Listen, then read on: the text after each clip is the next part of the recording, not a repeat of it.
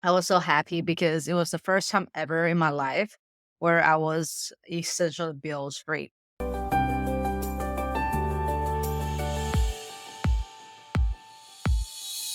Welcome to the American Dream Builder and Investor podcast, where our vision is to inspire busy professionals, especially first and second generation immigrants and Americans, to explore the state of the American dream in 2022 and beyond. That is the Trinity of Freedom: time, geography, and financial freedom. Your host, Micy Liu, has achieved financial independence and is helping many others to do the same. She started out with $5,000 and has really built wealth for her family. She's on a mission to help hundreds of thousands of people like her to do the same. Welcome to episode 8 of the American Dream Builder and Investor podcast. I'm your host, Micy Liu. Today, we will talk about what is real estate syndications. So I will share with you in this episode how I learned about it, why I decided to invest in real estate syndications versus investing on my own, and the types of syndications out there. I was so happy when I learned about those syndication opportunities where I can invest passively. When I got started, I actually didn't invest passively. I got started by accident in real estate investing through house hacking. I essentially purchased a house in 2019 and two of my roommates rented a room each, and it paid for my utilities and my mortgages. I was so happy because it was the first time ever in my life where I was essentially bills free. I was like, how can I do this more? I purchased another duplex. And during that experience, it was a little bit different from my first experience. During that time, we had COVID and there was a eviction moratorium. Residents were paying late, and it was very stressful when they even moved out because they left the place in a complete disaster and chaos. Just from that experience, I was trying to figure out how can I scale from here. Even though right now I actually have a property management company on the properties, I still need to manage them and make sure the property managers are performing renovations, turnovers, leasing, etc., to my expectations. And it is still a lot of work in some cases after investing $50 or $100,000 into a property to earn $200 to $300 cash flow per month. And sometimes, even if a major hit, it's a lot of money out of pocket as well. I was lucky that I learned from a few people who owned a few units and got so tired of it from dealing with tenants, toilets, and termites. I learned that it was not the only path that was available to me to scale. Luckily, I went to a conference and learned about what passive investing syndications are. So I took that first step to invest. Not only I never had to look back, I also brought others along the journey with me to invest in the space as well. Right now, I have been investing in a little bit over 1,000 units as agent or partners and also fund managers and helping others to invest with me in this process as well. So what is real estate syndications? I went over this whole story of me starting from an active side and to passive side and helping others to invest with me as well. So even though I'm not a real estate attorney, nor I'm giving legal advice, here are some general definitions. Syndications essentially is a group purchase where passive investors and the general partners form a LLC to put together resources, whether being money, expertise, or other resources to purchase physical assets, maybe a 100-unit apartment complex in Houston, Texas, for example.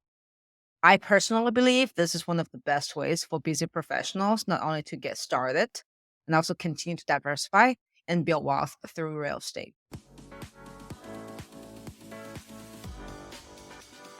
This podcast is sponsored by Life Mission Capital, founded by me, Micy Liu, where my life mission is to help busy professionals invest well so they can focus on what matters. All my life, I was taught to study and work hard for my freedom. Until one day, I realized that unless I let my money work hard for me, I will always be trading my most precious resource, time, for freedom. Since then, we have also been helping our investors passively diversify into more than 1,000 units of recession and inflation-resistant alternative investments, such as multifamily, mobile home parks, short-term rentals, and more. Learn more with our free ebooks at lifemissioncapital.com. Why? Well, think about the reason that most people don't take their first step in investing in the first place, or don't take their first step when investing in the new space. If you know about me or have heard about me in the previous episodes, you would know that it's really about the risks and the downside protections because most people are not sure about the risks involved or the downside protections involved. Because of that, they're kind of fight or flight. They just basically flew and then never actually took that first step. So for me, real estate syndications actually solves both of those problems. It helped me understand really the risks are limited as a passive investor, and I could actually add up those risks as well in sort of a number and return perspective. So knowing that being a limited partner, my risks are typically limited to the amount of money I'm investing in. I didn't have to worry about being upside down in a house, lawsuits from tenants, managing property managers, budgeting repairs, or capital expenditures. And some of those risks and mistakes can be costly to handle, especially for just one person. And those risks are further reduced when I learn how to pick the right sponsor partners, pick the right market to invest in, and the right property as well. All of the understanding of those risks helped me take that first step. And obviously, no one wants to lose their money, and I don't want to lose my money either on other people's. So I'm investing to make money, but it always gives me a peace of mind when I know the worst case scenario. And that is one of the reasons I was able to take that first step, knowing that the worst case scenario and come to peace with that, even though it's very unlikely for it to happen based on the analysis I've done, based on the underwriting I've done, and how I analyze each input and output variables, which we'll talk about in one of the later episodes. So when I talk about how we complete the due diligence on the investments.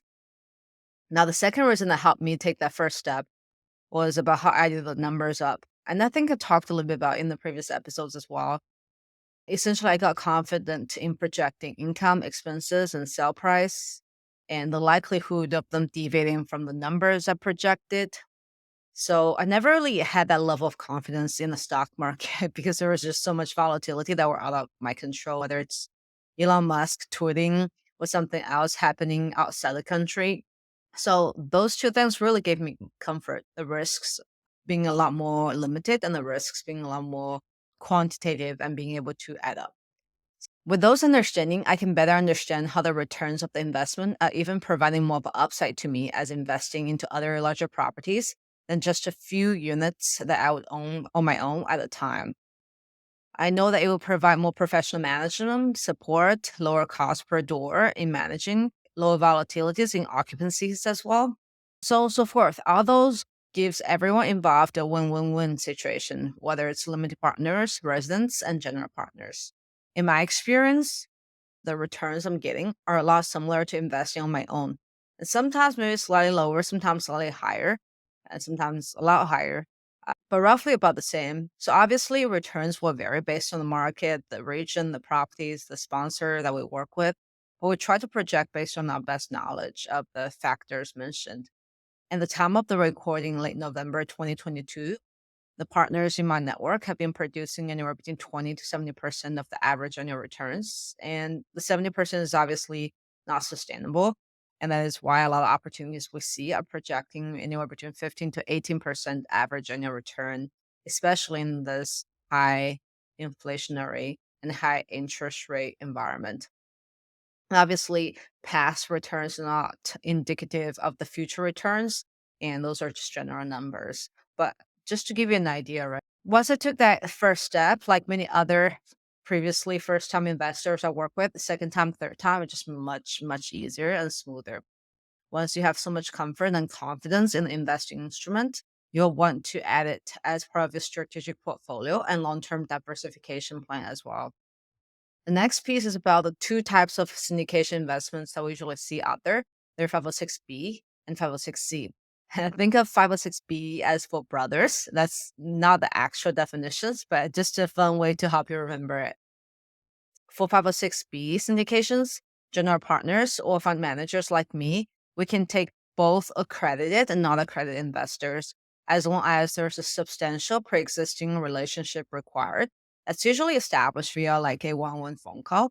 I do work on some of those 506B opportunities from time to time, but it's really constrained because you can't advertise to the general public on those opportunities.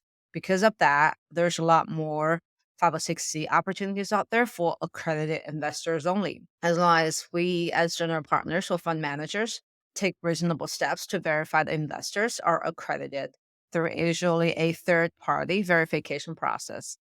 So what is an accredited investor? Accredited investor is typically someone who has $1 million of net worth, excluding their primary residence, or $200,000 single family for the last 2 years from a tax standpoint, or $300,000 joint filing for the last 2 years from a tax standpoint. There's also some professional qualifications you can have for taking, for example, Series 65, Series 7 license test as well if you do want to become an accredited investor, but you don't qualify by income or net worth. So hopefully that makes sense to you. In this episode, we talked about what is real estate syndications, why I loved it, why I was able to take that first step and really scale. We also talked about the typical two kinds of syndications out there, 506B and 506C. I hope this information can help you get started on your next step of the passive investing and freedom journey. Next episode, I will share with my friend Jeff Greenberg, a seasoned real estate general partner, on how to evaluate real estate. I hope to see you soon.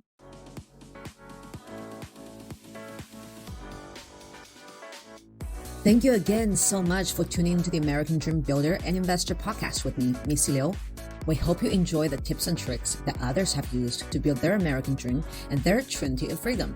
We would love for you to subscribe and leave a rating and a review. You can also find all the podcast episodes and details on lifemissioncapital.com. Until then, let your life mission go wild.